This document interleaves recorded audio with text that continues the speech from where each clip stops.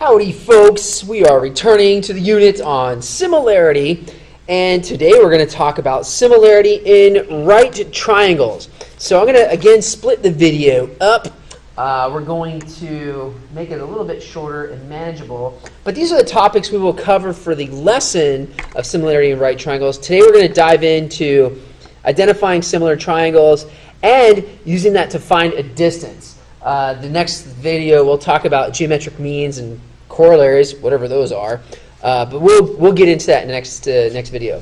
So today we're going to discuss identifying similar right triangles. So we have a theorem here, and it deals with right triangles. Now, know one thing: when it comes to right triangles, we don't have what I call sides. I don't want us using the word sides when it comes to right triangles. Okay, so what's this guy talking about? So in a right triangle, we have no sides. Well, then what do we have? We have legs and a hypotenuse. Okay, I want to make sure that we are using good vocabulary when it comes to that. So in right triangles, we have no sides. We're going to call everything either legs or a hypotenuse. Okay, now you already know this. The hypotenuse is the longest side. Right, is opposite the 90-degree angle. So the hypotenuse is opposite the 90-degree angle. Everything else is a leg. Okay. So the theorem states that the altitude to the hypotenuse of a right triangle. So the theorem is talking about this thing right here. The altitude to the hypotenuse divides the triangle into two other triangles that are similar to the original triangle and to each other.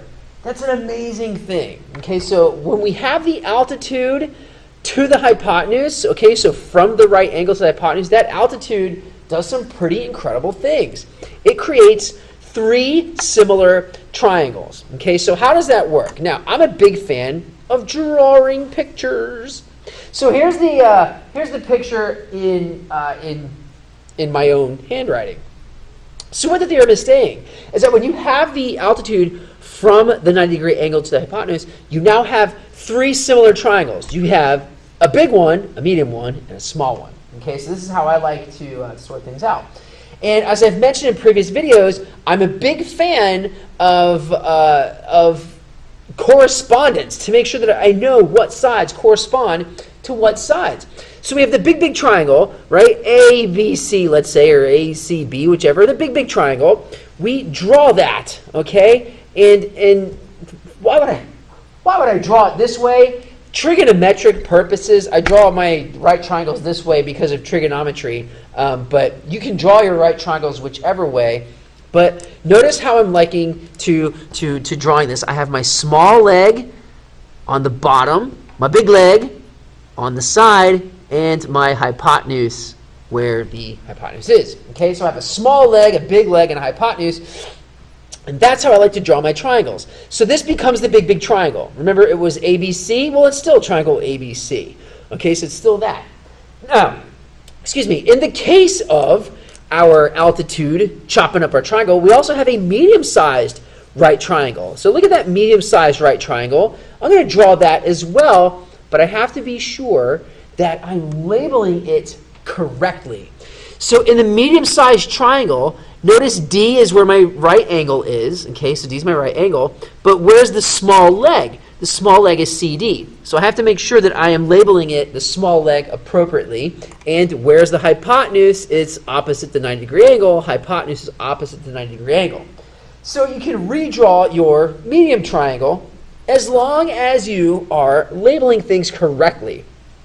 My small leg is from D to C, and my big leg is from D to B. Okay, so I have a small leg and a big leg, and I'm making sure that I'm keeping it in the same order.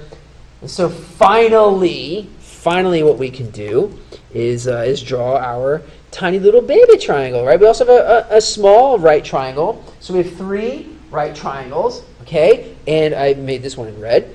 So again, angle D is our 90-degree angle, which makes CA the hypotenuse.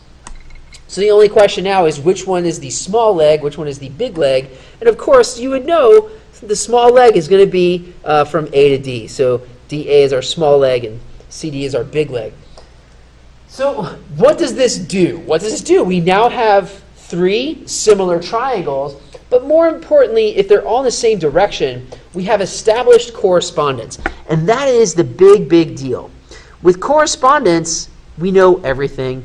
Okay? With correspondence, we have ratios. With correspondence, we have all sorts of fun things that we can do. As a matter of fact, as long as you know correspondence, everything else in this particular lesson you don't quite need. You can derive it, but everything else in the lesson are shortcuts for this. So let's see how this works. Okay? So let's just take a look at a couple of examples. All right? So here's an example. We're going to identify similar triangles. Okay? So here's a triangle. What similarity statement can you write relating to 3 triangles in the diagrams? Hopefully in the diagram you see 3 triangles. And so I'm going to do the same thing we've done before. I'm going to make a big one, a medium one, and a small one, and I'll be able to make our similarity statements. Okay, so what are similarity statements? We'll talk about that in a second. So first things first, I'm going to make my big right triangle.